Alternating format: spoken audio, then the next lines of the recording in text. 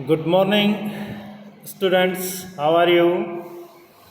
सभी बच्चों को अमित कुमार यादव की तरफ से सुप्रभात। और आई होप आप बिल्कुल सही होंगे। देखिए, अभी तक जो हमने आपको 8वां जो चैप्टर पढ़ाया था कोशिका से संबंधित, उस कोशिका से संबंधित जो मैंने आपको चैप्टर पढ़ाया था डियर स्टूडेंट, उसकी वीडियोस बनाई थी हमने। ठीक है, 13 वीडियोस बनाई थी। आज से हम आपके लिए एक नया तरीका अपना रहे हैं और ये तरीका सिर्फ इन्हीं चैप्टरों के लिए होगा जो शुरुआत के जो चैप्टर हैं। डियर स्टूडेंट, इन चैप्टरों में क्या होता है कि नोट्स जो होते हैं बोर्ड पे समझाने का इनमें कुछ भी नहीं होता है, क्योंकि ये इंट्रोडक्शन चैप्टर होते हैं, यानी कि एक तरीके से परिचयात्मक चैप्टर होते हैं जो कि हमें परिचय कराते हैं कि जीव क्या है, जीवन क्या है। ठीक है, आई होप आप मेरी बात समझ रहे हैं। इसलिए हम इन्हें आपकी बुक के माध्यम से जैसे कि आप सभी बुक निकाल के बैठे हुए हैं और मैं आप सबको समझा रहा हूँ। ठीक है, तो इस प्रकार से स्क्रीन रिकॉर्डर के माध्यम से हम पहला चैप्टर आपके सामने आज मैं पढ़ा रहा हूँ आपको। आई होप आप ये जो नया जो प्रयोग है इसे एक्सेप्ट करेंगे।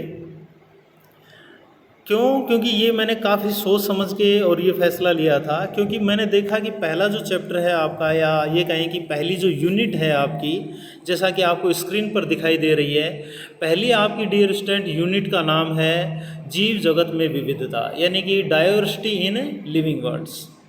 ठीक है, इसे लेफ्ट साइड में आप में देख रहे हैं कि इसे अध्याय 1, 2, 3 और 4 अध्यायों में बांटा गया है, जिसमें हम पहला चैप्टर जीव जगत पढ़ेंगे, दूसरा जीव जगत का वर्गीकरण, तीसरा वनस्पति जगत और चौथा प्राणी जगत। तो इसमें हम पहले दो जो चैप्टर हैं, जो जीव जगत है यानी कि लिविंग वर्ड है, और क्लासिफिकेशन ऑफ लिविंग वर्ड यानी कि जीव जगत का जो वर्गीकरण है, इन्हें हम डियर स्टूडेंट आपको स्क्रीन रिकॉर्डर के माध्यम से पढ़ाएंगे। ठीक है, ज़्यादा आपको किसी तरह के कोई दिमाग लगाने की ज़रूरत नहीं है, और आई होप आपको ये चीज़ें समझ में आ जाएगी जब हम पढ़ना शुरू करेंगे। ठीक है, बाकी वनस्पति जगत है और प्राणी जो जगत है, इनके हम वीडियोस बनाएंगे और आपको नोट्स भी उपलब्ध होंगे इनके। ठीक है, अब पहली जो इकाई है इसे 4 पार्टों में पढ़ते हैं। ये आपके सामने जो स्क्रीन पे आ रहा है, ऐसा इसमें समझाने के लिए आपके सामने कुछ भी नहीं है। ठीक है, इसके पश्चात दूसरा जो आपके सामने ये स्क्रीन रिकॉर्डर पे स्क्रीन के ऊपर जो आ रहा है, अर्नेस्ट मेयर। इनके बारे में थोड़ी सी एक सामान्य जानकारी मैं आपको बता देता हूँ कि अर्नेस्ट मेयर जो थे, एक्चुअल में जो आपके बोर्ड इसके सामने लिखे हुए हैं, एक महान वैज्ञानिक थे, और ये कहें कि इन्हें 20वीं शताब्दी का डार्विन कहा जाता है। ठीक है, तो आप इस शब्द को नोट कर सकते हैं, किसे, ये वाला जो है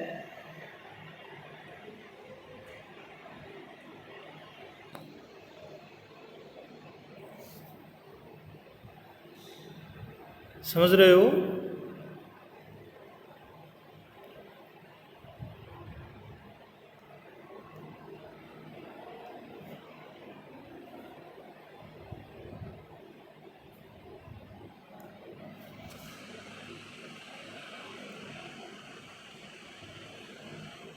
ठीक है,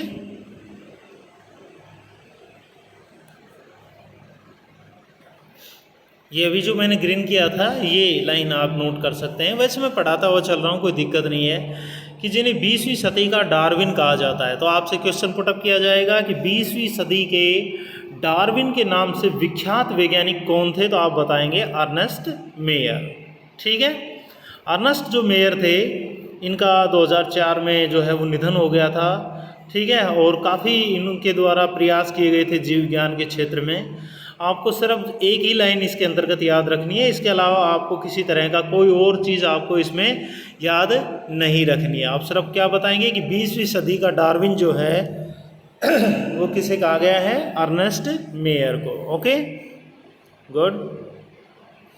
इसके पश्चात हम आते हैं आपके अध्याय के ऊपर। पहला जो चैप्टर है आपका डियर स्टूडेंट, वो है जीव जगत। कौन सा है, जीव जगत। और जीव जगत वाला जो है, इसके अंदर हम जो पढ़ने वाले हैं, जीव क्या है, जीव जगत में विविधता, वर्गी की संवर्ग और वर्गी की सहायता के जो साधन होते हैं उनके बारे में। ठीक है, जीव जगत क्या है, मैं पढ़ना शुरू करता हूँ, आप आई होप समझाता हुआ चलूँगा, आपको कोई दिक्कत नहीं आएगी आपको। देखिए, जब हम जीवन को परिभाषित करने का प्रयत्न करते हैं तब हम प्राय जीवों के सुस्पष्ट अभिलक्षणों को देखते हैं, और ये जो सुस्पष्ट इनके अभिलक्षण है डियर स्टूडेंट, ये क्या हो सकते हैं? अगर इनकी हम बात करें तो हम कह सकते हैं कि वृद्धि, जनन, पर्यावरण के प्रति संवेदना का पता लगाना और उनके अनुकूल क्रिया करना, ये सब हमारे मस्तिष्क में तुरंत आते हैं। ठीक है, जब भी आपसे कोई पूछे कि जीव क्या है तो आप क्या बताएंगे? आप बताएंगे कि जीव वो होता है जो क्या करता है डियर स्टूडेंट, जीव वो होता है जो क्या करता है, जो जनन करता है। क्या करता है? जनन करता है, वृद्धि करता है, पर्यावरण के प्रति संवेदना का पता लगाना, ठीक है,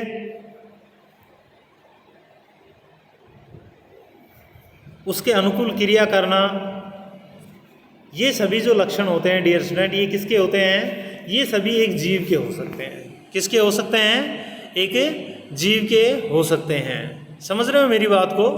तो ये वाला जो मैंने अभी अभी आपके सामने अंडरलाइन किया है डियर स्टूडेंट, ठीक है ना, ये वाली जो चीज़ें हैं आपके सामने समझ में आ रही हैं आपको, ये जो हैं ये क्या हैं?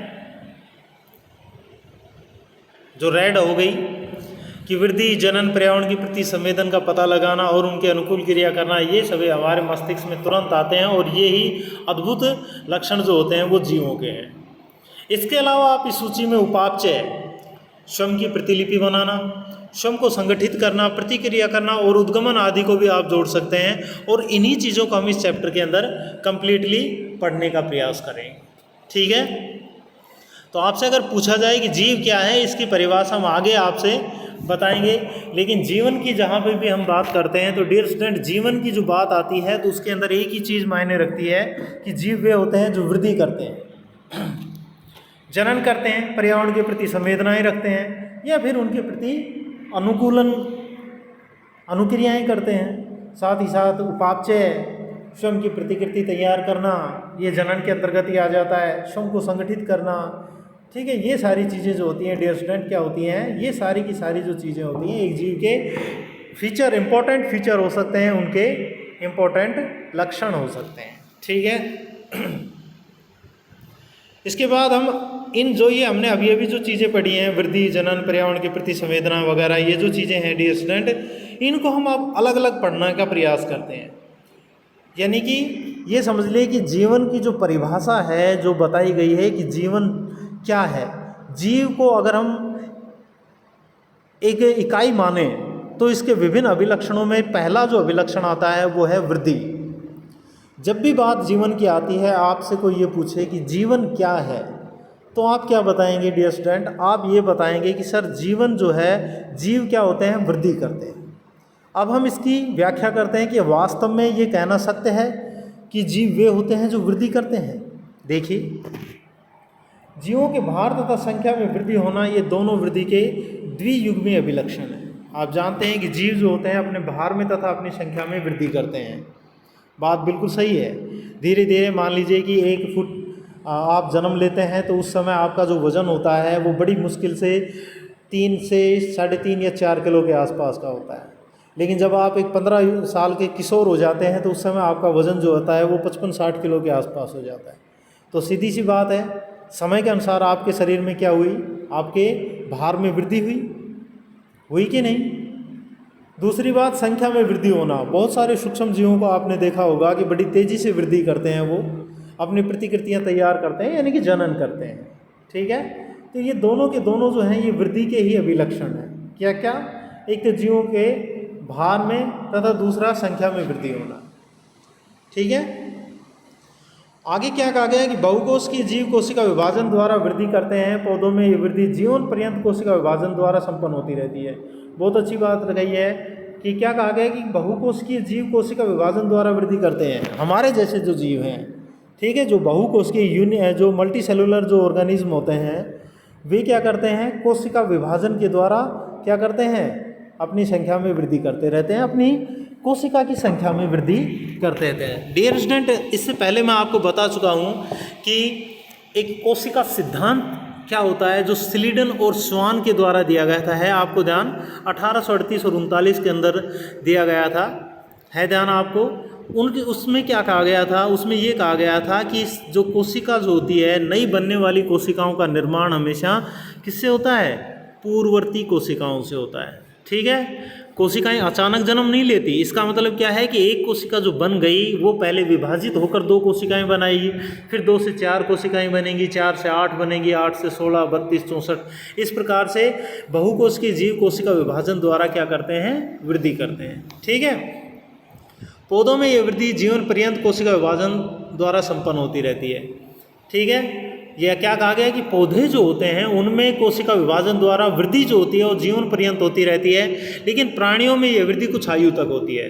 जैसे हम एक निश्चित उम्र तक 20 या 21 साल तक हमारी शारीरिक वृद्धि होती है, मोटापा वृद्धि के अंतर्गत नहीं आता। आप सोच रहे हो कि सर हम मोटे हो जाते हैं, वजन बढ़ जाता है, नहीं। वृद्धि का मतलब होता है शारीरिक ग्रोथ। ठीक है, आप हाइट में, लंबाई में आप कितना बढ़ रहे हैं, उसके अनुपात में आप में वजन कितना बढ़ रहा है, ये चीज़ें। ठीक है, तो पेड़ पौधों में वृद्धि जीवन पर्यंत चलती है, लेकिन प्राणियों में जो वृद्धि होती है डियर स्टूडेंट, वो कुछ समय तक ही चलती रहती है। ठीक है,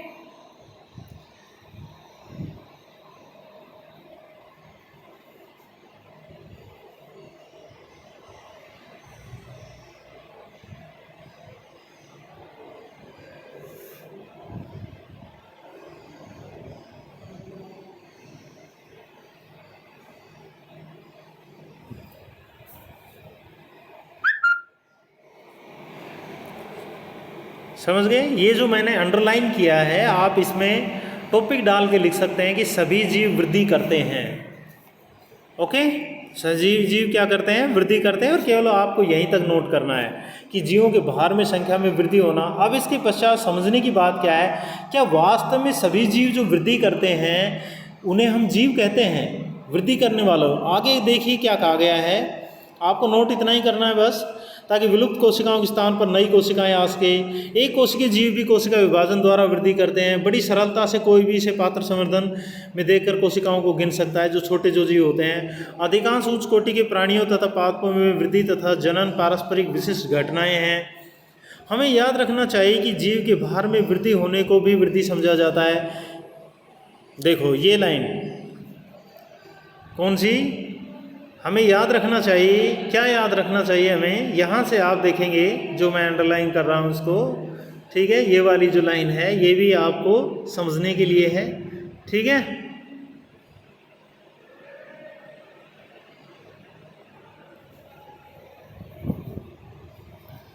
समझ गए क्या है। याद रखना चाहिए कि जीवों के भार में वृद्धि होने को वृद्धि समझा जाता है।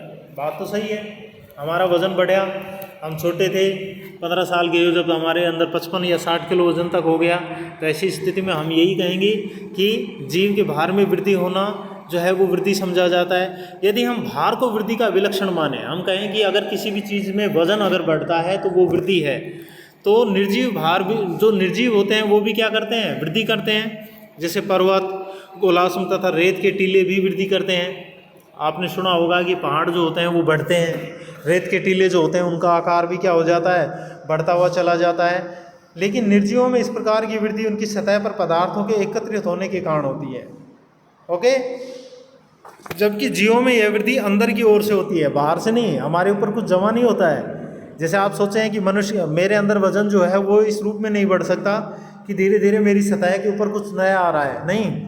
मेरे आंतरिक जो टिश्यू होते हैं वो धीरे धीरे क्या कर रहे हैं, ग्रोथ कर रहे हैं। मेरी हड्डियों का आकार बढ़ रहा है, उनकी डेंसिटी बढ़ रही है। ठीक है, तो डियर स्टूडेंट, उसके कारण मेरे भार में वृद्धि हो रही थी। लेकिन निर्जीव जो चीज़ें होती हैं उनमें कैसे होती है, निर्जीवों में इस प्रकार की वृद्धि उनकी सतह पर पदार्थों के एकत्रित होने के कारण होती है।